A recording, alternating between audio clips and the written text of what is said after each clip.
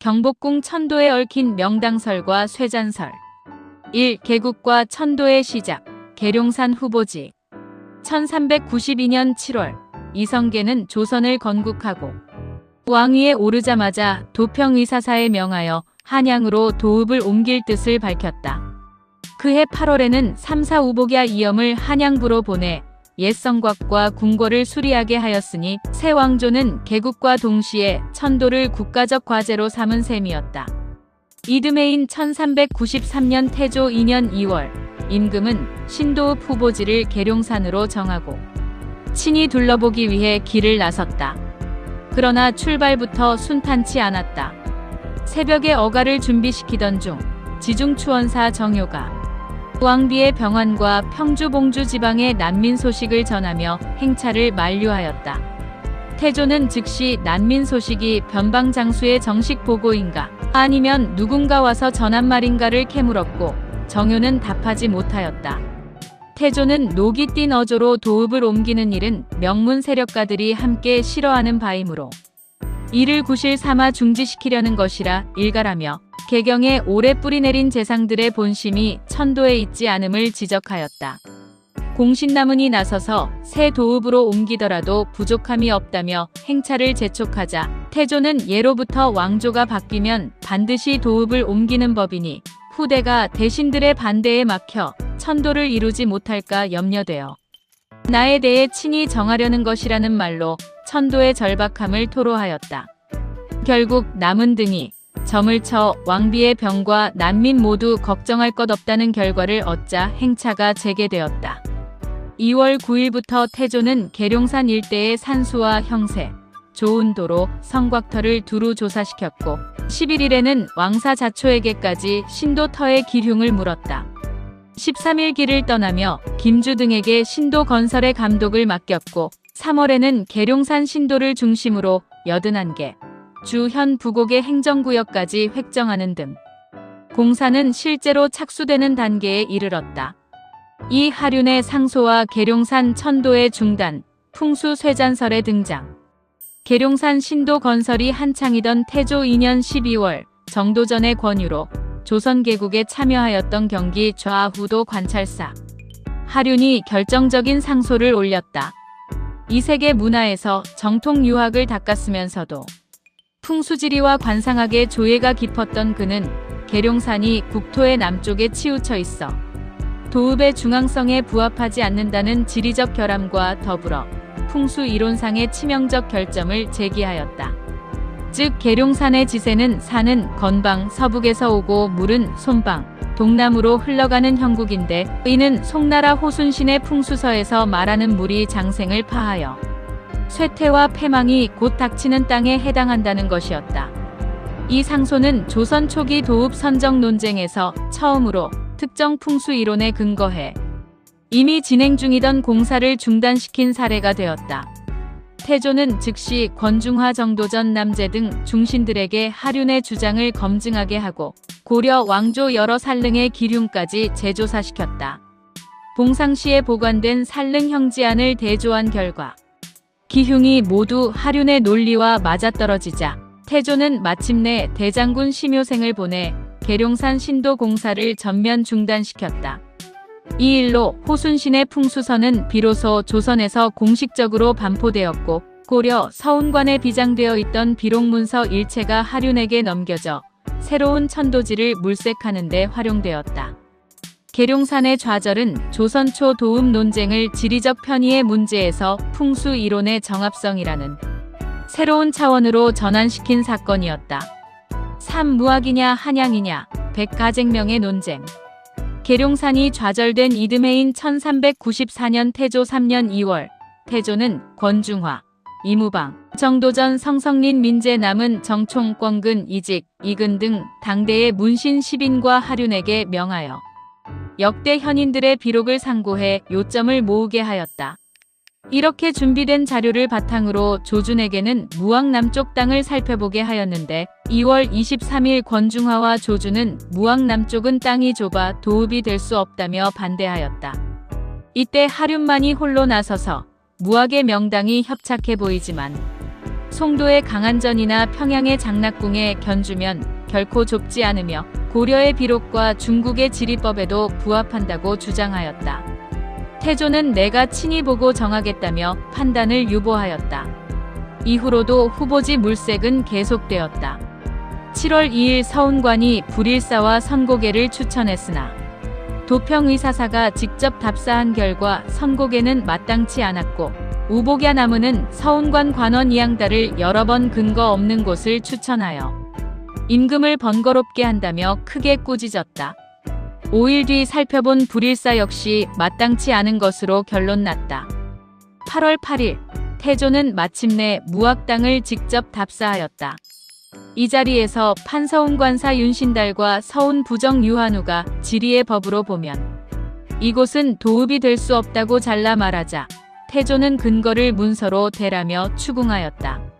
유한우가 다른 곳도 알지 못한다고 답하자 태조는 진노하며 송도의 지기가 쇠했다는 말도 듣지 못했느냐고 몰아세웠다. 유한우가 그것은 도참의 말이며 자신은 지리만 알 뿐 도참은 모른다고 발뺌하자 태조는 옛사람의 도참도 지리에 근거한 것이지 근거 없는 말이 아니다라며 정면으로 반박하였다.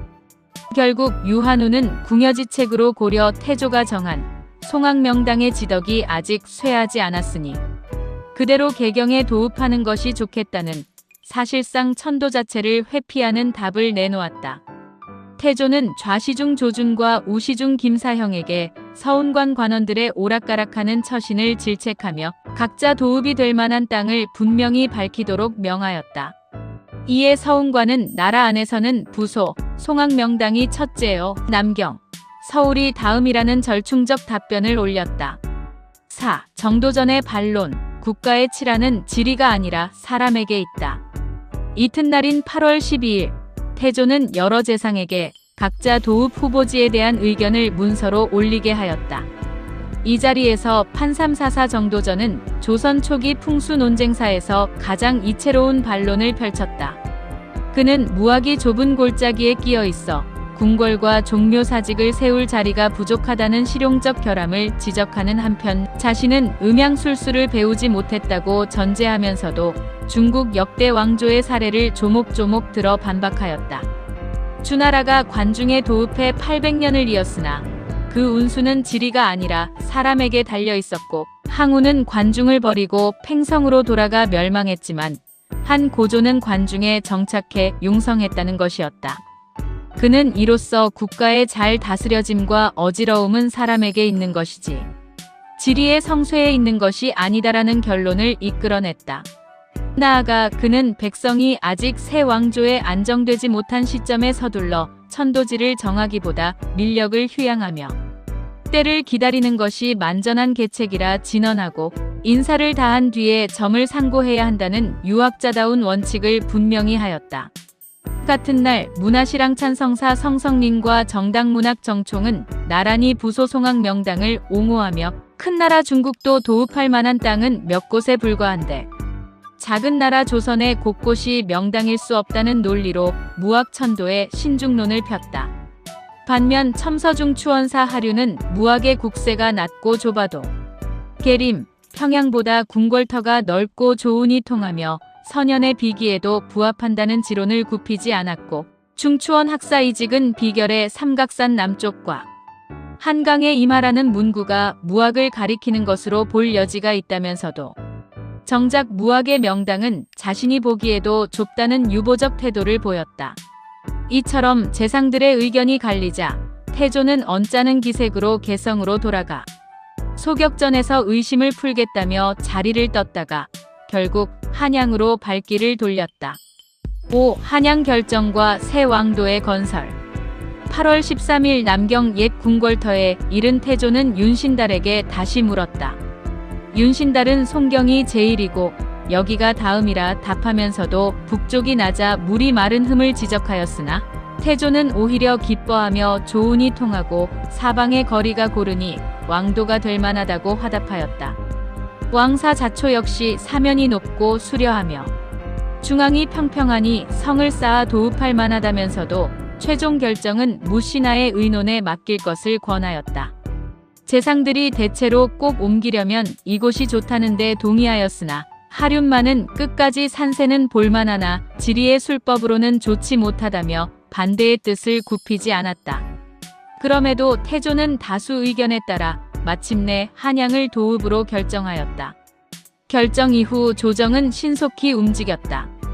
9월 1일 신도 궁궐 조성도감을 설치하고 9월 9일에는 권중화 정도전 심덕구, 김주남은 이직 등을 한양에 보내 종묘사직 궁궐시장 도로의 터를 정하게 하였다. 이들은 고려 숙종 때의 옛 궁궐터가 너무 좁다고 판단하여 그 남쪽 서북방 산을 주맥으로 삼아 임자병향의 지세가 넓게 트인 자리를 새 궁궐터로 확정하였다. 10월 25일 마침내 도읍을 한양으로 옮기고 28일 옛 한양부 객사를 임시 거처로 삼았다. 같은 해 12월 왕도 공사를 시작하며 정도전이 지은 고유문이 황천후토와 산천의 신에게 바쳐졌다. 이 고유문에는 일관이 고하기를 송도에 터는 지기가 오래되어 쇠해가고 한양의 남쪽은 지세가 좋고 모든 술법에 맞으니 이곳에 나가 새 도읍을 정하라 하였다는 구절이 담겨 있어 한양 천도의 공식적 명분이 다름 아닌 송도 쇠잔설 한양 길지설이었음을 분명히 보여준다. 이듬해인 태조 5년 백성 11만여 명을 징발하여 도성을 쌓기 시작하였고 그해 9월 마침내 태조는 경복궁으로 이어하였다. 육왕자의 난과 흉조, 첫 번째 파열음. 새 왕도가 완성된 지 채 3년이 못 되어 경복궁은 피해 현장이 되었다. 1398년 태조 7년 8월 요동 공략 문제를 둘러싼 조준, 김사형과 정도전 남은 사이에 갈등이 격화되던 끝에 이방원이 제1차 왕자의 난을 일으켜 정도전 남은 심효생, 이재와 세자 이방석, 이방번을 살해하였다. 아들들의 골육상쟁에 환멸을 느낀 태조는 곧바로 왕위를 정종에게 넘겨주었다. 1399년 정종 1년 2월 뭇가마귀가 이틀에 걸쳐 경복궁 상공을 빙빙 도는 불길한 조짐이 나타났다. 이를 흉조로 받아들인 정종은 3월 개경 유후사로 환도하였고 태상왕 이성계마저 새 도읍에 돌아온 것을 부끄럽게 여겨 다른 곳으로 거처를 옮길 정도였다. 이는 풍수적 명분과는 별개로 정치적 참극과 자연현상에 대한 두려움이 결합해 한양 도읍 자체에 대한 회의를 낳은 최초의 계기였다. 1400년 정종 2년에는 제2차 왕자의 난이 이어졌고 하륜 등의 추대로 이방원이 세자로 책봉되었다. 그해 12월 우정승 하륜이 다시 마땅히 무학에 도읍해야 한다고 건의하였으나 다른 재상들은 모두 반대하였고 정종 역시 신도는 부왕이 창건한 곳이니 따로 도읍을 세워 백성을 수고롭게 할 수 없다며 거부하였다. 이때 정종은 아예 서운관에 명하여 술수, 지리 서적을 창고에 감추게 하였으니 풍수 논쟁이 국정을 어지럽힌다는 인식이 이미 조정 내에 자리 잡았음을 보여주었다. 7. 태종의 재검토, 무학과 한양, 마지막 논쟁. 1400년 태종 즉위 후에도 한양 환도 문제는 태종을 계속 따라다녔다. 1404년 태종 4년 9월 임금은 조준, 하륜, 남재, 권근 등을 대동하고 다시 무학 답사에 나섰다. 10월 2일 중봉에 올라 사방을 살핀 태종은 여기가 도읍하기에 합당한 땅이라며 하륜이 지목한 자리를 긍정적으로 평가하였다. 이어 윤신달, 민중리, 유한우, 이양달, 이양 등 지리의 밝은 신하들을 모아 무학과 한양을 비교하게 하였다. 윤신달은 한양의 명당에 물이 끊어지는 결함을 지적하며 무학이 왕씨 500년 뒤에 이씨가 나온다는 도참서의 예언과 세강이 눈앞에 모인다는 조건에 부합한다고 주장하였다. 유한우 역시 물의 흐름이 길지 않으면 사람이 반드시 끊긴다는 지리서의 구절을 들어 한양의 결함을 재확인하면서도 무학 또한 완전한 길지는 아니라고 선을 그었다. 민중리와 이양달은 더 나아가 무학 이하 아래쪽에 진짜 명당이 있을 수 있다는 가능성을 제기하였고 이양만이 이 땅이 한양보다 심히 좋다고 단언하였다. 태종은 이 자리에서 10년 전 부왕을 수행했던 직관들을 향해 날카로운 질문을 던졌다. 내가 도읍을 세울 때 태상왕을 따라가서 명당에 물이 끊어지는 결함을 알지 못하였느냐? 어찌하여 부왕을 속였는가? 이는 단순한 풍수 논쟁을 넘어 한양 천도의 정당성 자체에 대한 태종의 근본적 의구심을 드러낸 장면이었다. 그는 부왕이 한양에 있을 때 병으로 위태로웠던 일과 그 후 이딴 변고로 정종이 개경으로 환도했던 사실을 상기시키며 직관들의 안이한 태도를 질책하였다. 그러나 정작 좌정승 조주는 신은 지리를 알지 못한다며 책임을 회피하였다. 8. 종묘에서의 척전점, 한양으로 최종 확정. 태종 4년 인간의 논쟁으로는 결론이 나지 않자 태종은 하늘의 뜻에 최종 판단을 맡기기로 하였다. 10월 6일 새벽, 그는 종묘 문 밖에 신하들을 모아 새로운 도읍에도 변고가 많아 인심이 안정되지 못하였으니 이제 송도, 신도, 한양, 무학 세 곳의 기흉을 점쳐 그 결과에 따르겠다. 도읍을 정한 뒤에는 재변이 있더라도 다시 이의를 제기할 수 없다고 선언하였다. 시초점을 쓸지 척전 동전점을 쓸지 논의한 끝에 고려 태조도 척전을 사용했다는 조준의 말에 따라 척전으로 결정되었다. 완상군 이천우가 종묘 앞에서 세 곳의 동전을 각각 던진 결과 신도 한양은 이길 1흉, 개성과 무학은 각각 2흉 1길이 나왔다. 이로써 한양이 최종 도읍지로 확정되었다. 광나루에 이르러 태종은 호종한 대신들에게 나는 무학에 도읍하지 않았지만 후세에 반드시 도읍하는 자가 있을 것이라는 알쏭달쏭한 말을 남겼는데 이는 무학의 풍수적 가치를 완전히 부정하지는 않으면서도 현실적 선택으로서 한양을 받아들였음을 시사한다. 이듬해 태종 5년 9월 상황정종이 한양으로 이어하였고 10월 태종의 행차도 송도를 떠나 한양에 이르렀다. 다만 경복궁이 아닌 새로 지은 이궁, 즉 창덕궁이 그의 실질적 거처가 되었다. 9. 태종과 경복궁, 거처하되 살지 않는 이중적 태도. 한양 환도 이후에도 태종의 경복궁에 대한 태도는 시종 미묘하였다. 1411년 태종 11년 사간원이 임금이 경복궁에 거처하지 않음을 염려하는 상소를 올리자 태종은 마침내 속내를 밝혔다. 그는 태조가 창업한 뜻을 알고 있음을 전제하면서도 음양술사들이 경복궁은 음양의 형세에 합하지 않는다고 말하는 것에 의심을 거둘 수 없다고 인정하였다.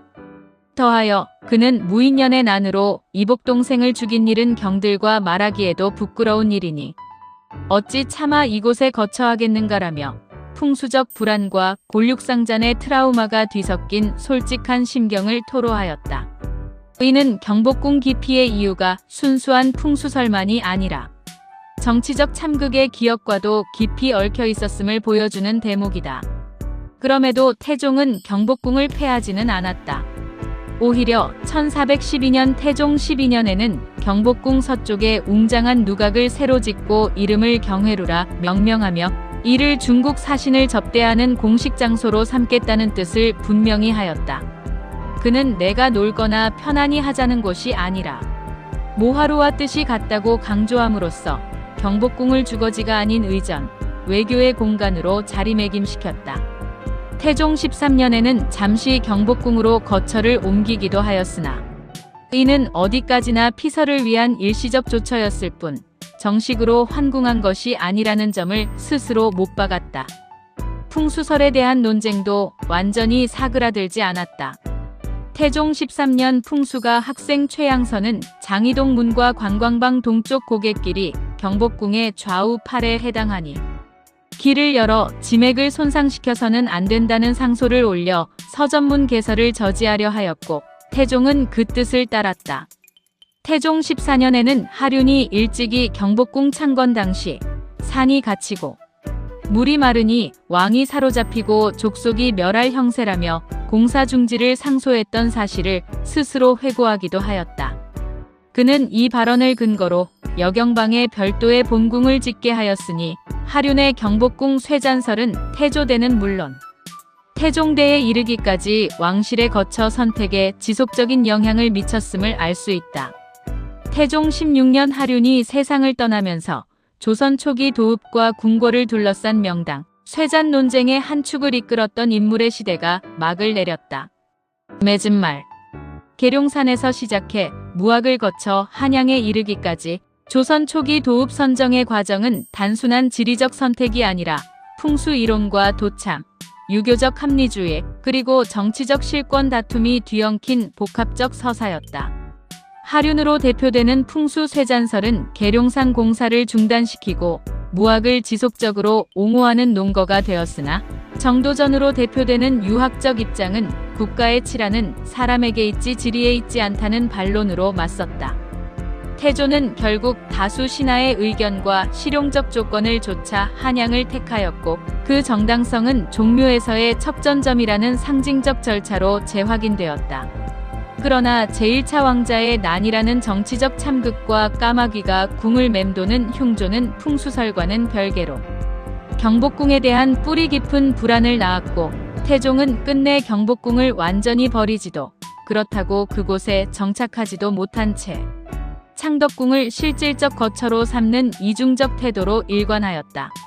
이렇듯 경복궁을 둘러싼 명당설과 쇠잔설의 공방은 한 왕조의 도읍이 정해지는 과정이 얼마나 많은 논쟁과 타협, 그리고 우연과 상징을 거쳐야 했는지를 생생히 보여준다. 세종 이후의 경복궁의 명당설과 쇠잔설은 제2편에서 이어진다.